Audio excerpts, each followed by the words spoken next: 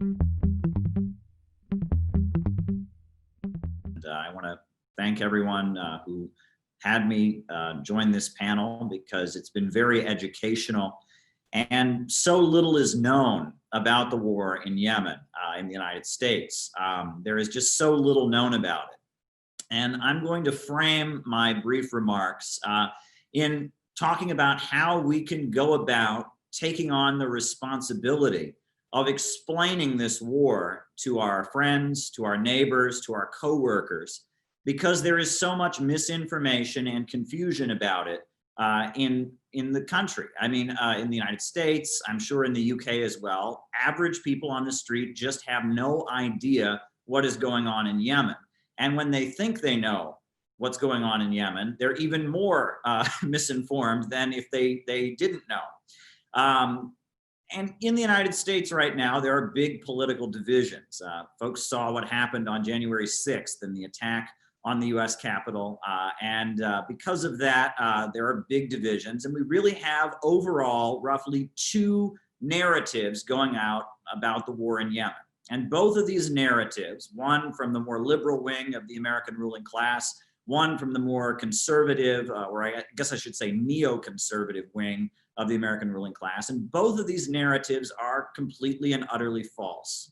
The first narrative that we hear from American mainstream media, from outlets like MSNBC and CNN that lean closer to the Democratic Party, the narrative that we hear is that this war in Yemen is just complicated. It is an ethnic and tribal conflict. These are groups of people that have been fighting with each other for thousands of years. It's something we in the West just can't possibly understand. So you should change the channel and look the other way and just assume that this is something that only people with PhDs in Middle Eastern history and such can actually understand. That's the way liberals would like us to understand it. Well, that narrative is completely and utterly false.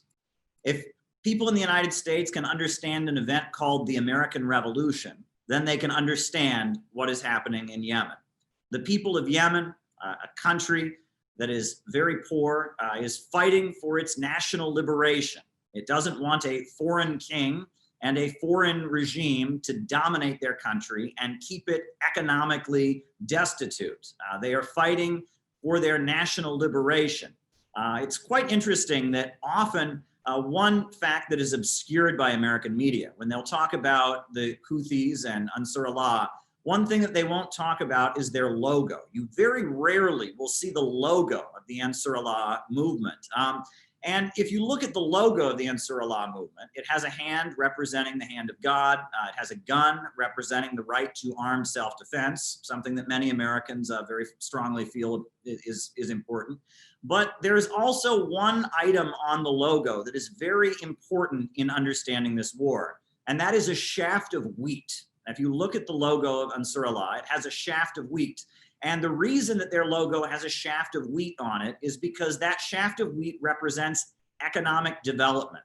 Saudi domination of Yemen is about keeping Yemen an underdeveloped country. It is about keeping Yemen in an economic state of poverty as simply a client state of the Saudis.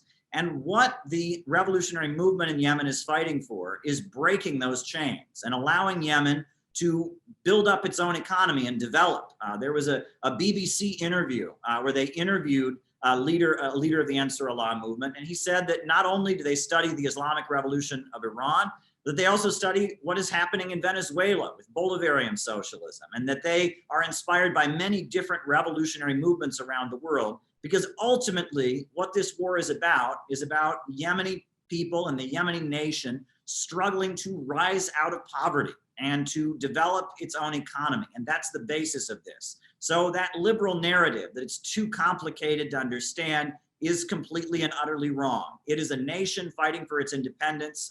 You could say that Yemen is almost the Vietnam of our time.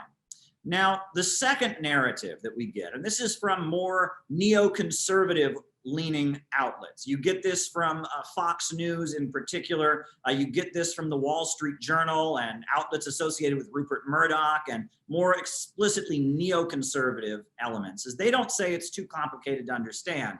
They say that this is a proxy war with Iran.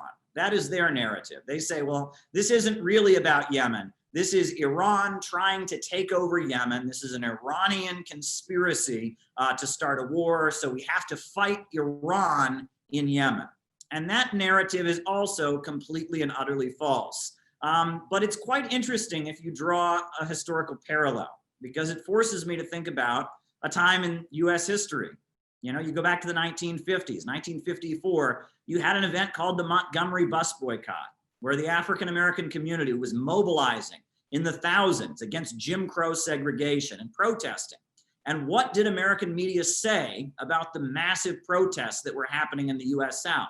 They said that this was a conspiracy from the Soviet Union. It was a communist plot. The civil rights movement was a communist conspiracy. It's not that the Black people of the United States want freedom and the right to, you know, eat in whatever restaurant they want and be able to vote and drink out of the same drinking fountains as white people. Oh no, this is all a conspiracy from Moscow. Now, there was a grain of truth, right? Let's not forget that the Communist Party had organized for civil rights long before any other progressive forces in the United States had. Let's not forget that at the UN, the Soviet Union brought the petition called "We Charge Genocide" and called out the racism of the United States at the United Nations and gave a platform to people like William L. Patterson and Henry Winston and Paul Robeson and many great African-American activists to expose racism. So there was a grain of truth in that narrative. But overall, the reason that Dr. Martin Luther King Jr. and millions of people in the United States were protesting for civil rights was not because of the Soviet Union. It was because of their real conditions becoming intolerable and the demand for justice being widespread. And if this war in Yemen were simply an Iranian conspiracy, it would have been over in a week, right? The Kingdom of Saudi Arabia has the fourth largest military budget of any country in the world. Meanwhile, Yemen is one of the deeply poorest countries on the planet. It's really a country where people are facing just impoverished conditions.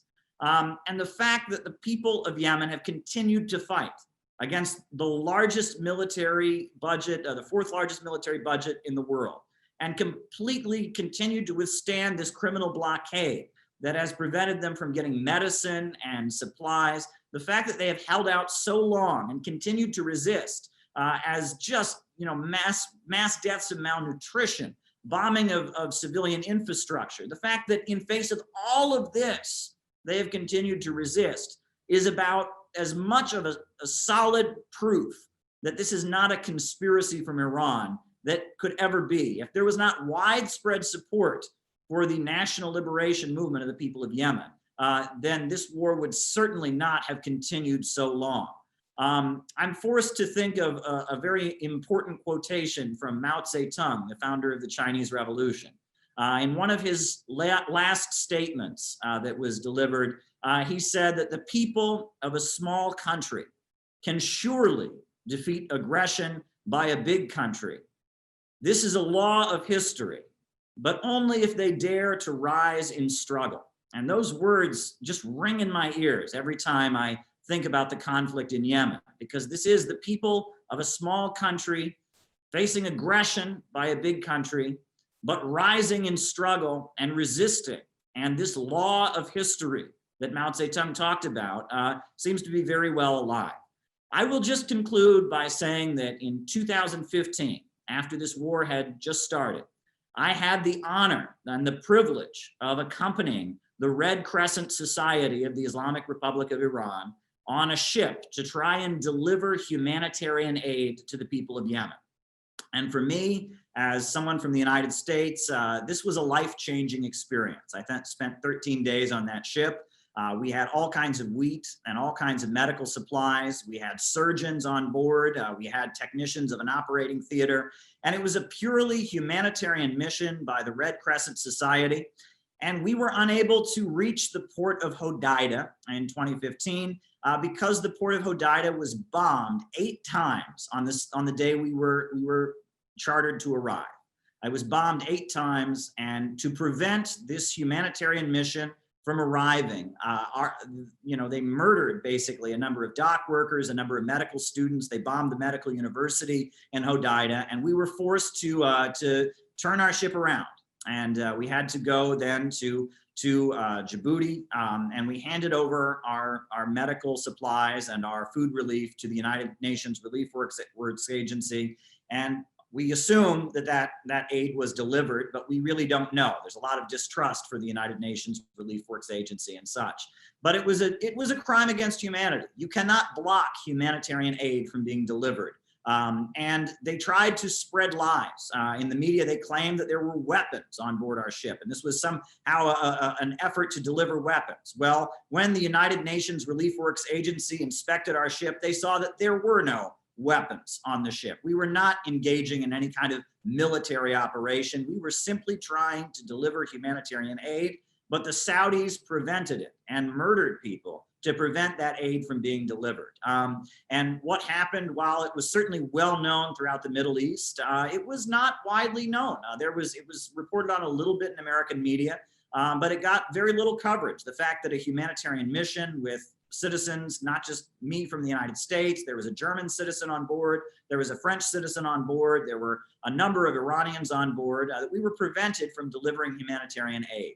And that shows how ruthless the Saudis really are, that they have been given a free pass when it comes to violating international law, committing war crimes, committing atrocities, not just internationally, but against their own people as well. Let's not forget the horrendous way that the Shia oil workers of Saudi Arabia are treated, the way they are viciously exploited, the way Sheikh Namir al-Namir, a leader who had fought for the civil rights of the Shia oil workers of Saudi Arabia, was brutally executed. So we need to continue to raise awareness about what's going on. We need to continue to talk to our friends, to our co-workers, to our classmates if we're students at universities, and get the truth out there about what is taking place in Yemen. I think that the last minute move by the Trump administration to label the Ansar Allah group as terrorists was strategically done. It follows the vein of the assassination of Qasem Soleimani, of the ripping up of the Iran nuclear deal, that there are different factions within our ruling class in the United States that have differences about how to handle the conflict in the Middle East, and that Trump aligned himself with Netanyahu and the Likud party in Israel, and that they had a particular interest in preventing any negotiations. The aim was to make it more difficult for Biden to negotiate both with the Islamic Republic of Iran and now with the revolutionary forces in Yemen, by labeling them as terrorists, by murdering the top Iranian general. The effort is to try and prevent negotiations so the money for weapons manufacturers such as Betsy DeVos, right? Betsy DeVos, Trump's Secretary of Education, is the brother of Eric Prince, the owner of Blackwater, the huge military contracting corporation. And, to keep the weapons flowing in, to keep building the Arab NATO the Trump administration wants to build, to keep selling all kinds of armaments to US-aligned despotic regimes throughout the Middle East. There's a desire to prevent any negotiation or softening of relations. But we can hope that perhaps one positive that can come out of the new administration is perhaps they will have a different approach. Perhaps some kind of negotiation can take place. And perhaps the United States will recognize that the people of Yemen are not going to surrender. They are going to keep fighting for their national liberation. So it would be better to negotiate with them. It would be better to call off their Saudi attack dogs. And it would be better to somehow recognize the Yemeni people and their right to have their own government and their own national sovereignty. So I think there is hope that perhaps some negotiation can take place. There are differences among our ruling classes, both in the United States and in Britain. But we should all be doing all we can to raise awareness about the real crimes against humanity that are happening in Yemen, but also to raise awareness about the relentless spirit of the Yemeni people and their fight for national liberation. Thank you.